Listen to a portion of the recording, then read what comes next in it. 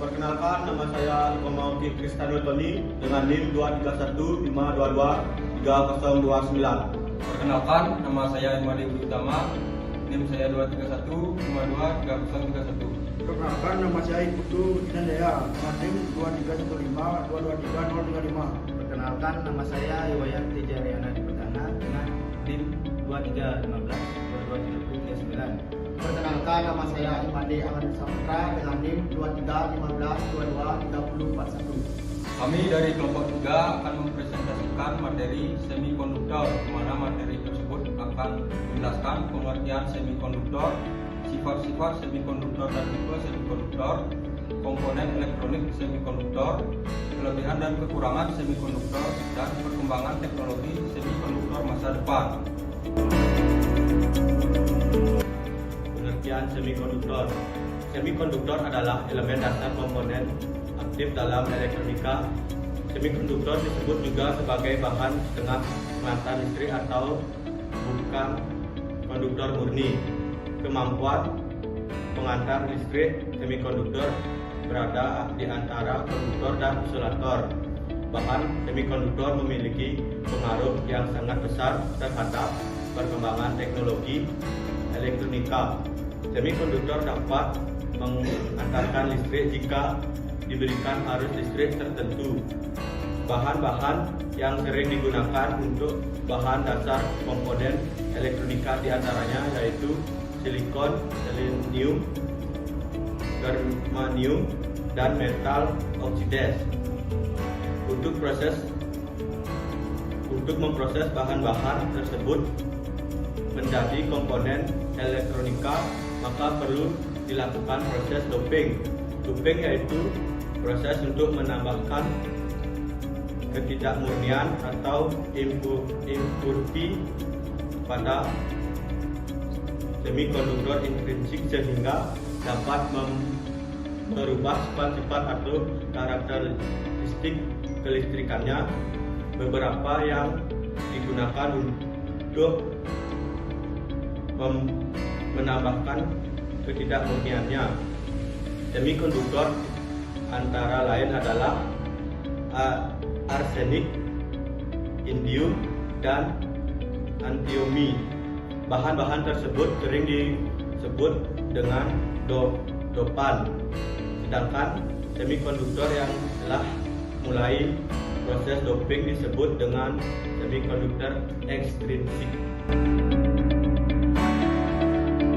Tipe semikonduktor. Semikonduktor terbagi menjadi dua, yaitu semikonduktor intrinsik dan semikonduktor ekstrinsik.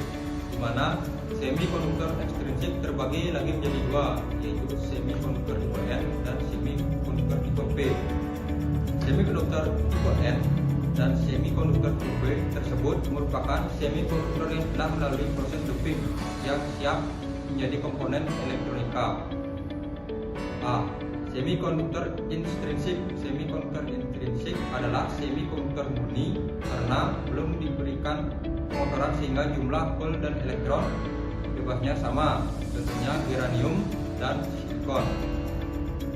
B. Semikonduktor ekstrinsik. Semikonduktor ekstrinsik adalah semikonduktor yang telah dikotori, yaitu mengalami penyisipan atom-atom lain. Semikonduktor ini terbagi menjadi dua, yaitu tipe N dan tipe B. Semikonduktor tipe N. Semikonduktor tipe N diberikan doping oleh atom yang memiliki elektron valensi 5 seperti arsenik dan antimoni yang akan menjadikan semikonduktor tersebut sebagai semikonduktor tipe negatif. Semikonduktor ini jenis pembawa muatannya terdiri dari elektron. Elektron dengan sendiri bermuatan negatif sehingga disebut dengan tipe negatif atau tipe N. Pada semikonduktor tipe N, elektron sebagai magnetic carrier dan hole sebagai magnetic carrier. Yang kedua, semikonduktor tipe B. Semikonduktor tipe B adalah semikonduktor murni yang diberikan doping atom yang memiliki elektron valensi 3 seperti indium, boron, gallium. Ketika pembawaan muatannya adalah hole, maka semikonduktor tersebut merupakan semikonduktor bermuatan positif, bersifat positif karena dikotori atom akseptor. Atom motor disebut sebagai atom akseptor dan pembawa keselamatan disebut hole.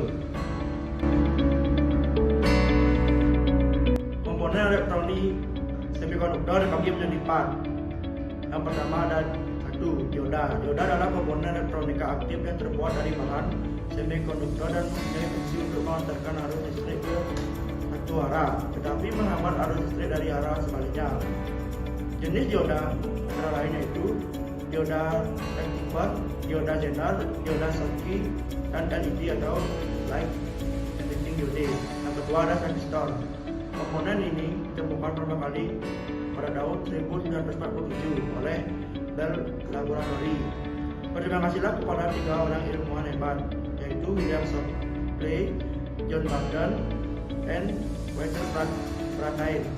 Transistor menggantikan tabung vakum yang memiliki ukuran besar dan uji daya yang besar, sehingga bisa memegang smartphone dengan tangan saja. Transistor dapat berfungsi sebagai saklar maupun sebagai penguat. Transistor dikelompokkan menjadi 2, yaitu BJT atau bipolar junction transistor dan FET yaitu field effect transistor. Transistor BJT terdiri dari transistor PFP dan transistor NPN. Transistor FET terdiri dari BJT, IGBT, dan MOSFET.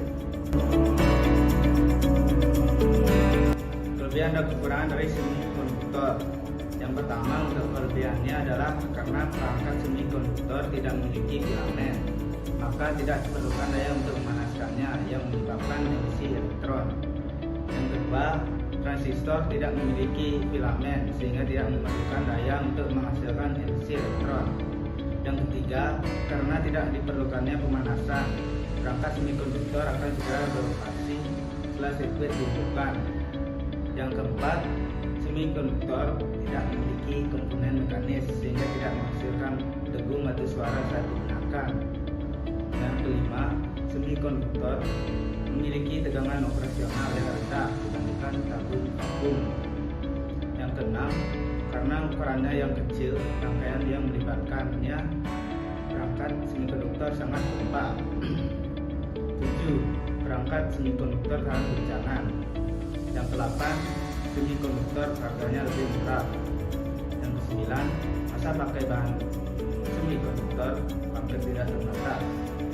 Kemudian untuk kekurangan dari semikonduktor, yang pertama adalah perangkat semikonduktor menghasilkan noise gelombang yang lebih tinggi dibandingkan dengan di tabung vakum.